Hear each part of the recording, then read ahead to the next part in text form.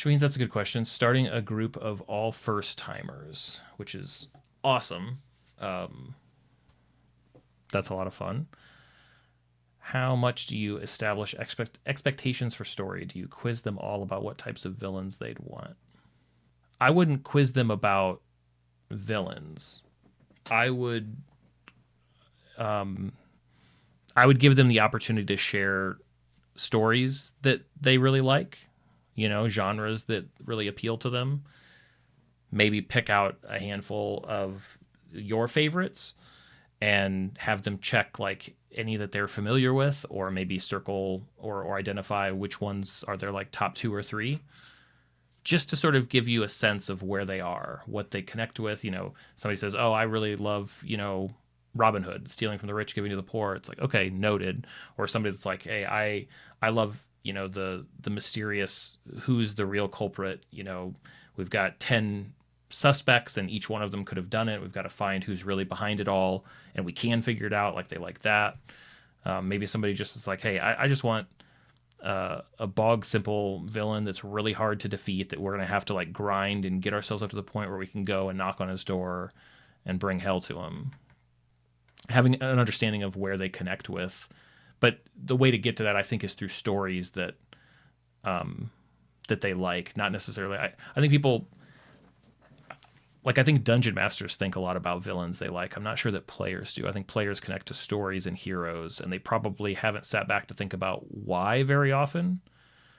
That's just, yeah, that's just my assumption, though. Gibson, that's a really good point. You said personally, when you got your wife into D&D, she didn't have a lot she wanted to do at first. Don't overwhelm new people with choices. Focus on having a good time. Velasi, welcome. Hello, YouTube. Just recommended your French version. Awesome. I'm glad. Thanks for checking out the stream. These are, this is kind of like the fence bridge that I made. These are just creepy stairs with hands coming out of them. Totally normal thing to make, right? There's a tricky thing with asking users, customers, players, whatever. It's a tricky thing asking them for feedback, and you want to avoid going to a second level of like meta feedback, because then you're asking them to do a level of analysis that probably they're not equipped to do. Because you can ask a player like, "Did you have fun with that session?" And the player will say, "Yeah, I did." Or you could ask a more pointed one. You could be like, "Was that satisfying? Did you, feel like you had a lot to engage with, a lot to do, or were you bored?" Right? That's a first level assessment of their experience, and they can 100% give you accuracy on that. Any question that you ask that is sort of about the why of that is going to be such a crapshoot. People can't, and this isn't a fault. This is just, it's really, really difficult to go from that was a bad experience to then why was that a bad experience? And usually, if you ask people that, that you're gonna get twisted off in every direction. You're gonna get all sorts of wild stuff, because in a sense, what you're asking them is how would they fix it, and that's probably generally not the conversation that you're trying to have, or that we're trying to have, right? It's like think about it as like the worst aspects of when movies are screen tested. Like, it's a good thing to test a piece of entertainment. What's the bad part? Well, the bad part is when people who didn't make it try to then respond, right? This is when you hear about like reshoots and stuff changing because, well, we asked the audience and they said that, they didn't really get that joke. So we're going to need to put in some explainers. We're going to have to create a new character that's going to explain and laugh at the joke, and now everybody's going to get it. It's like, ugh, no, this is the worst. Don't do that. Like, you could take that, type of feedback and probably do something beneficial with it, but you don't want to then roll straight into feedback into changes. Yeah, it really doesn't have to do with smart or dumb. It has to do with perspective and stake, the stake in it. The person making something has 100% stake in it, whereas the person who's experiencing it or using it or benefiting from it or enjoying it, they're going to give you some feedback, but they're not going to think very hard about it because they don't have a stake in it. So it's like, that's why I used the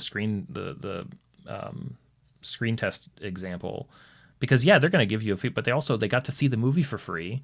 They probably got like snacks, or they got like a discount ticket for another thing. Like this is not somebody who should be weighing in to the same degree that the person who has a high stake in it and who has put in the effort to analyze it from a certain perspective as the person sort of responsible for it. That's different than somebody who is, you know, I mean, they have a stake in it. It's just much different. It's a different perspective, and they have something to say about it. But I may say, yeah, I may have a take on, I don't know, what's a boring thing, like, oh, this new coffee is too bitter. That doesn't mean I know a dang thing about how to go about fixing that from a creative perspective. Anyway, sorry, we're kind of spinning off on that one for a while. Yeah, Gibson, I think you're probably saying it more succinctly than I was. I mean, players are everything. Players are everything. But the best way to respond to feedback is to try to make a tweak and then see how it works next time. That's, it's very hard to intellectualize it into being satisfying or being good or something like that. What creature are the stairs for? Your guess. Zombies, mimics, hydras, 100-handed ones. I like 100-handed ones. Did you just make that up, or is that a thing that exists? So these are, those are all great guesses, by the way. These stairs are individually magnetized stairs for a set just like this. This is just one chunk, one piece that fits into this base. And each of these will go on top, or they could be stacked down from the bottom. They are hexed stairs by a witch. So each step has, spilled potions, spider webs, poisonous fungus, kind of purple glowing candles. There's some bloody skulls, the hands reaching out. And the idea is that if you are approaching or dealing with a witch in some way, you're going to have to step on some of these. Which ones you do kind of will determine what sort of hex the witch puts on you, right? So that's what it's for. It's ultimately a witchy thing. Kyle, still painting. Nothing too much to catch up. We're just chatting about different things.